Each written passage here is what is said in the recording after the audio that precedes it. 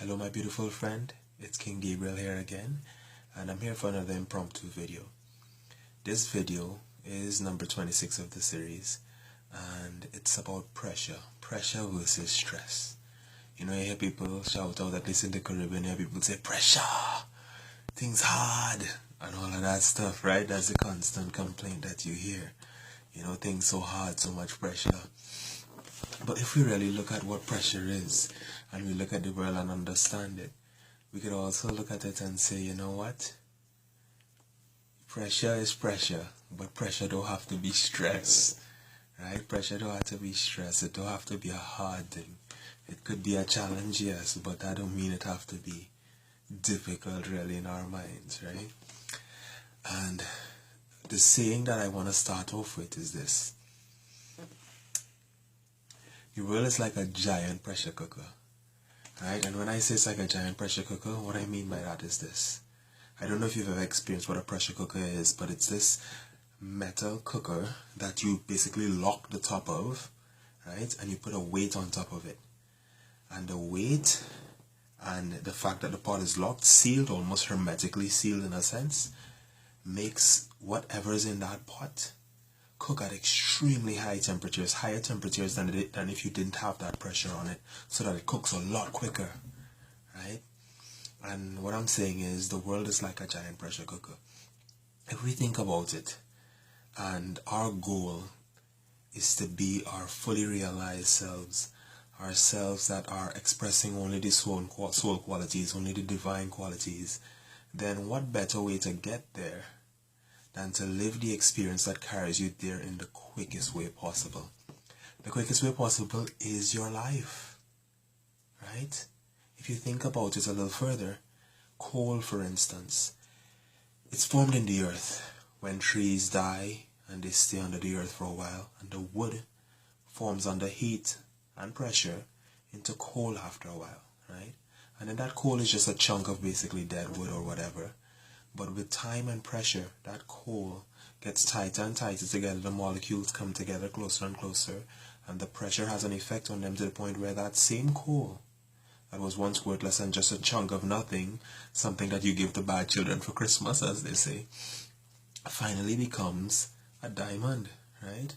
And to us, a diamond is precious, right? It is this solid thing. It's one of the hardest things on earth. We use it to drill, and well, women love how they look, so they cut them and do all those things. It's a promise of forever. It's like this eternal promise because it represents that stability, that polished diamond, right? And the thing about it is, we are all diamonds in a sense, but we're diamonds in the making while we're in the world. And the pressure of the world around us, the things like people being mean to us here and there, and us having these experiences that sometimes seem so unwarranted, like, why is this even happening? Why is this even happening? Sometimes we can't explain it with all that we understand. But the truth about it is, the pressure is always leading to the same place. And if we think about it just a bit deeper, we'll understand why. And I'll tell you why right now, just to cut the chase, right? The thing about it is, we are created perfect. We are, right? The soul itself, that is you, is perfect. It's flawless. It's a perfect diamond. But the mind that accepts that perfection, or has to accept that perfection, is created very imperfect. It is very judgmental. It is very shameful. It feels separate from other things and from the creator or from the source itself.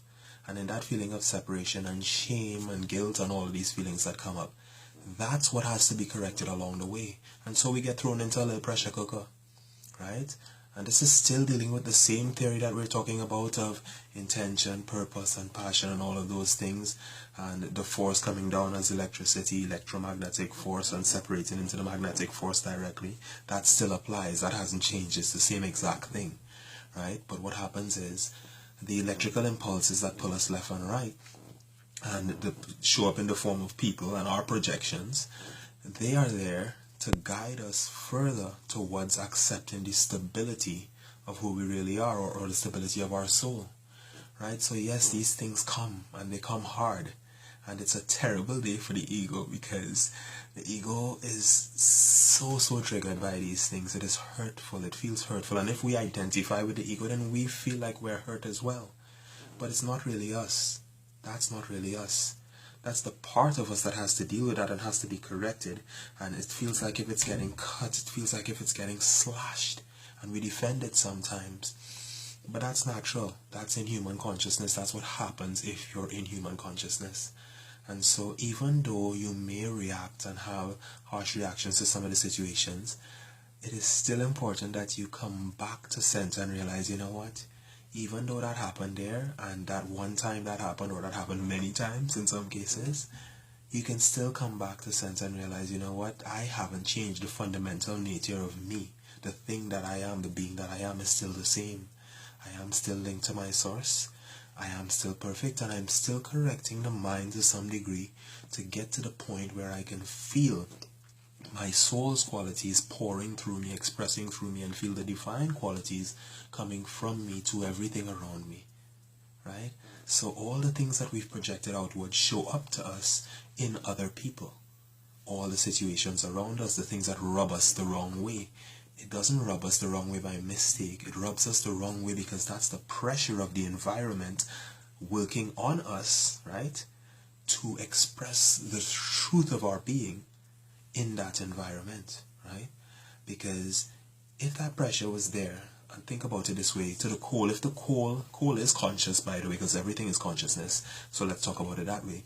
Coal is conscious, and for a moment when that pressure comes on that coal, don't you think that a conscious entity would be thinking, this is the end for me? And in a sense it is an end. It is an end of the old you, an end of the ego, an end of the coal. But in the end of the coal comes the beginning of the diamond, the beginning of the soul's expression. And so if we look at it that way and we realize that pressure is necessary, it must happen in this world because there is evolution of the mind happening, then pressure is not stress.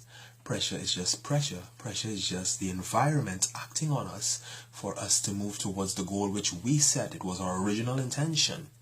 We may have forgotten along the way when the pressure came, but the original intention is still the same, right? So we're moving toward that intention, but it feels very harsh when it's happening because there is a death of sorts happening, a death of the old self, a death of that ego part that wants to identify with the stability of the system that it's in, the stability of the bodies, the stability of the form that it identifies with at this point, right?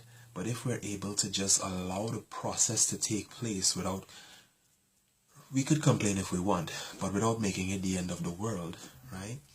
Then we would realize that what seems to be the end is actually a beginning, and find new ways of being. We can express differently. We can look at the situation and say, okay, what's happening here? What is it that's causing me to feel this way I'm feeling right now about this whole thing? And then in that, we can look at the situation, see what's rubbing us the wrong way, and release that thing. Release that thing for good. When it's released for good, it'll show up in our environment again, if it wants to, but it won't have the same effect on us. We won't feel the pressure or the stress associated with that anymore. What we'll feel is, okay, I'm good. This edge of me is cut. It's cut to perfection already. And so bit by bit, the pressure results in our eventual perfection, which is already there. It's already there. It's not like we're really getting there, but the mind is accepting that it's there. We could not express that quality unless we already had it within us, just like a diamond. It starts off in the ground as a coal, it evolves into a diamond, but just a chunk of diamond that's so precious, and then it's cut. It's cut in different ways. Cut, and the cuts bring out the beauty of that diamond. Make it shine and gleam in ways that, well, are just beautiful to look at, beautiful to experience. And like that, we become those diamonds and become beautiful to experience as well. Have you never met a person that is so lovely that you just like, you're, whoa, this is a beautiful thing to witness. There are people like that. They're beautiful to witness because the way they move, the way they speak, everything about them is just this lovely flow, this gentle thing that's happening, and it's something to witness. Some may see it and look away because it's too beautiful to them for them to accept at the same time, right? But it is the same thing. Once we decide to follow through, we realize that our life is the way. Our life reveals the truth about us, right? And our life is actually the journey that leads us towards that expression of the truth about us, the soul's qualities, right? So that's what I wanted to talk about today, really. Just get to that bottom of pressure and stress. Because some people say everything is really stressful, but it can only be stressful if we identify with the idea of ourselves as the body and of the thing that's affected by that. But it will always be pressure, right? But pressure doesn't mean anything. It just means you're becoming that diamond that you are, or allowing yourself to accept that you are that diamond. Eternal love and infinite peace.